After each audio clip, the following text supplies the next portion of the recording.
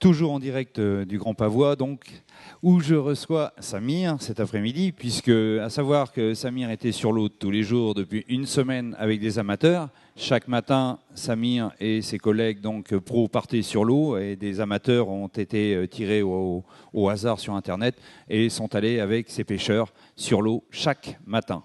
Donc là, aujourd'hui, il y a eu une anecdote un peu particulière sur la matinée de pêche. Parce que Samir, bon, faut savoir qu'on l'a surnommé quand même ici l'homme qui murmure à l'oreille des thons. Donc parce qu'il vient du sud et il pêche énormément le thon. Et je te laisse me dire ce qui s'est passé ce matin pour que les gens comprennent ce que tu vas nous présenter derrière. Alors ce matin, on est parti en compagnie des deux gagnants pour pêcher le bar. Et puis si tu veux, les 3 premiers jours de la semaine,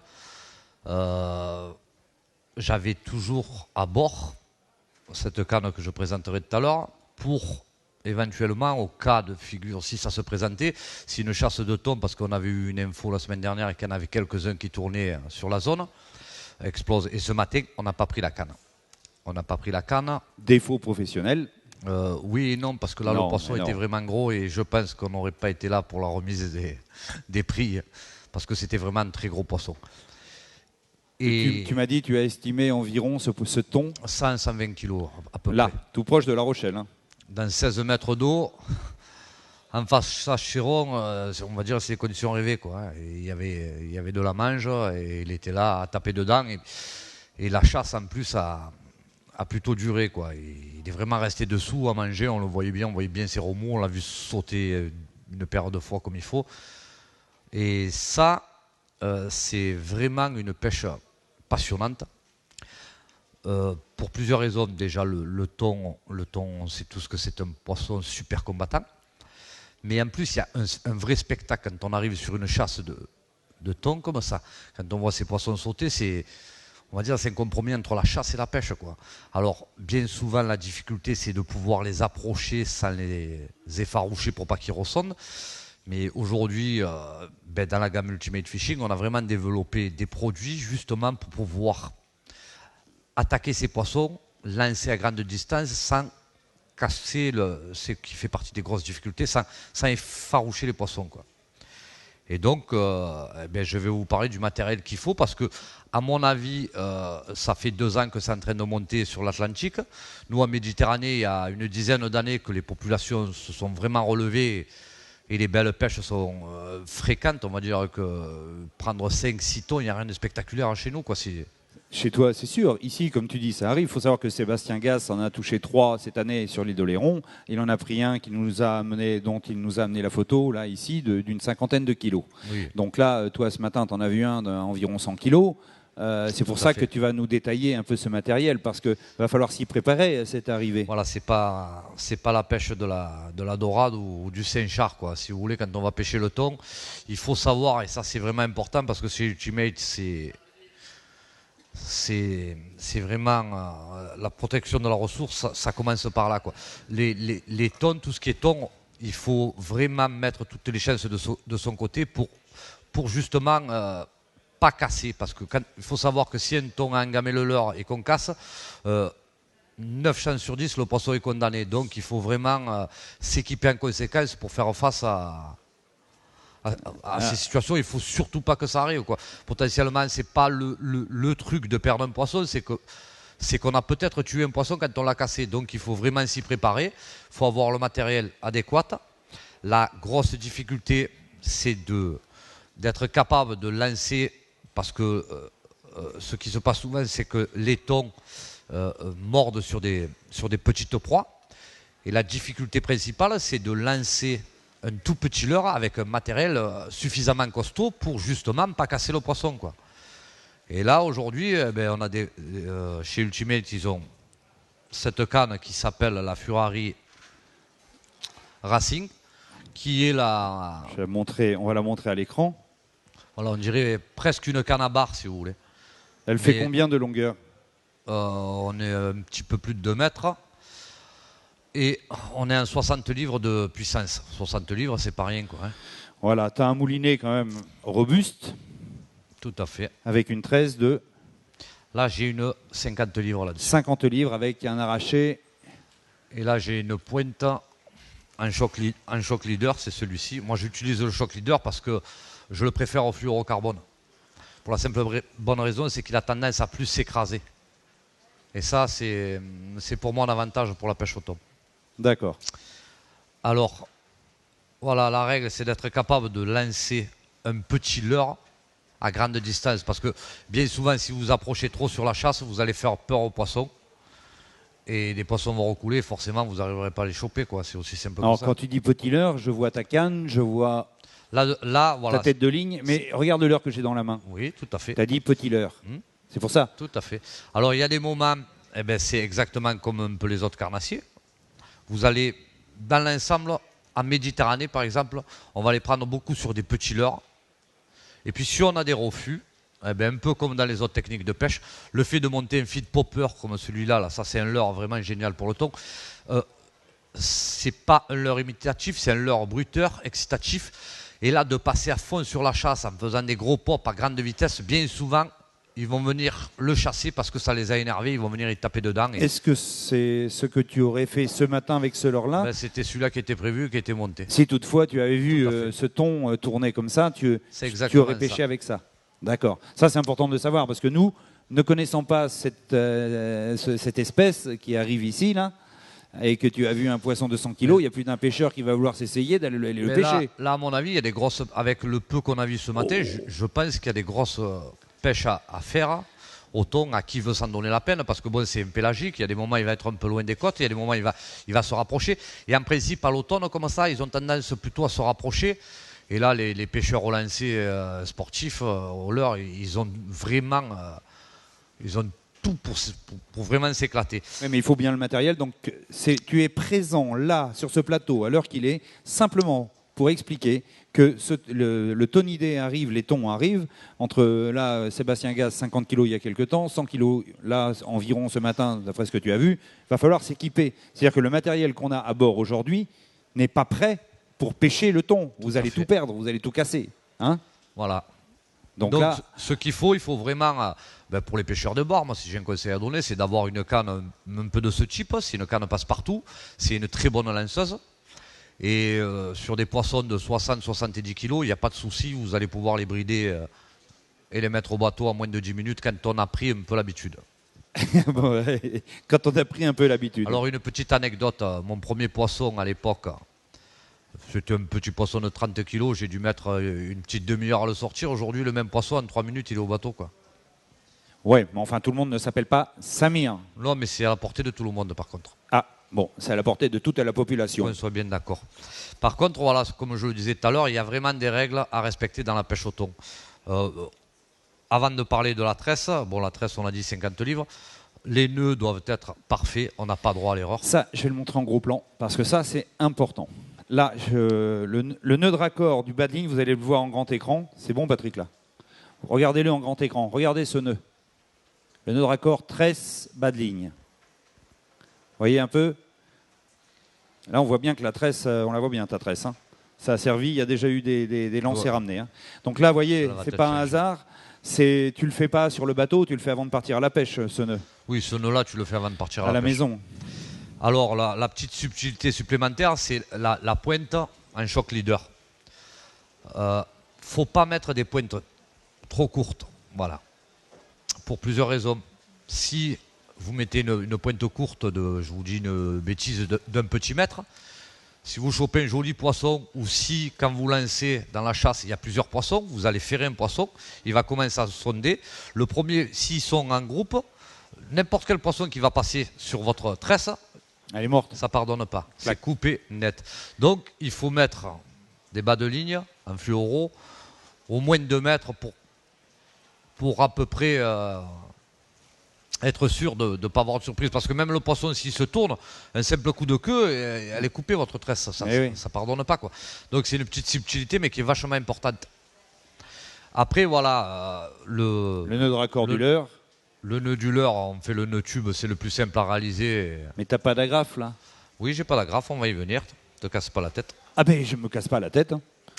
Alors, je mets pas d'agrafe, je mets ce modèle-là, présente-le s'il te plaît, parce que moi, mon épaule...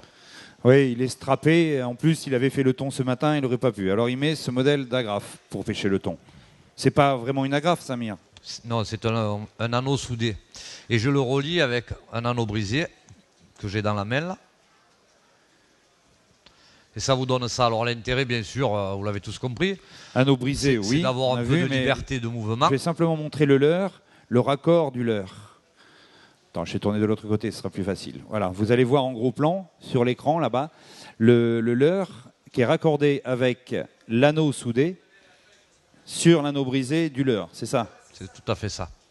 Alors l'intérêt, c'est d'avoir un peu de liberté plutôt que de faire un nœud directement sur le leurre.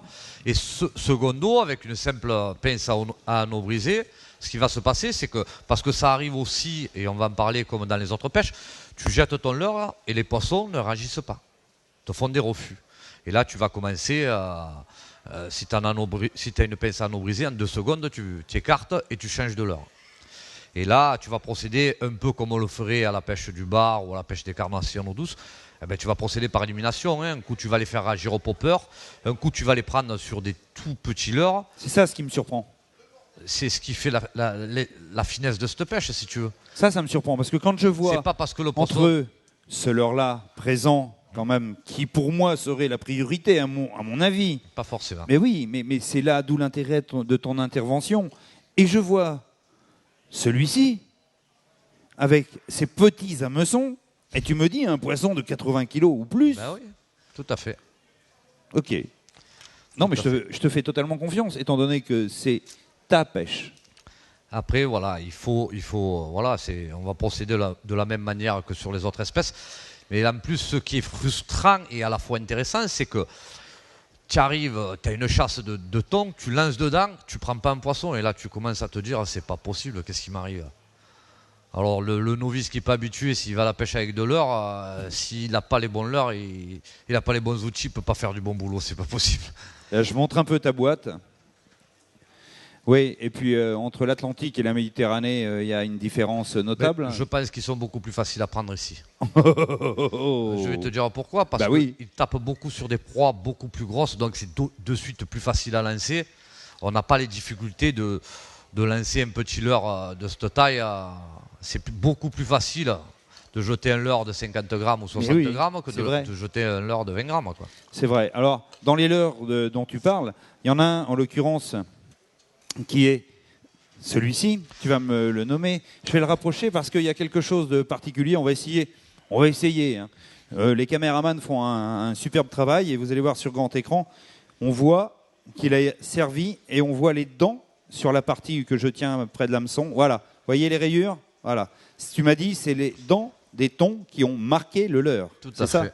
C'est exactement ça. Alors, c'est quoi ce leurre? Ce leurre, c'est un leurre, un de mes leurres favoris d'ailleurs. Bon, ben merci, c'est gentil. Je vais te dire pourquoi. Oui. Ça fait partie des leurres qui se propulsent à des distances hors normes, même si on a le vent de face. Ça se lance très bien. Ça, c'est le press bait 115, ce modèle-là. Et c'est le leurre qui prend et qui est facile à utiliser dans toutes les animations possibles. C'est vraiment un leurre que je fais claquer en surface. C'est un leurre que si je n'ai pas d'attaque, parce que je l'ai fait claquer en surface, si je n'ai pas de suivi, je vais relancer dans la chasse, je vais le laisser descendre et je vais prendre des poissons à la descente. D'accord. Si tu veux, si je devais partir qu'avec 3 leurres, celui-là en ferait partie forcément. Et puis il y en a un autre qui m'intrigue, moi, pêcheur. Celui-ci, il a changé les hameçons. Il y a 2 hameçons simples. Bastien va nous grossir le plan. Voilà, regardez sur l'écran. Et il y a autre chose.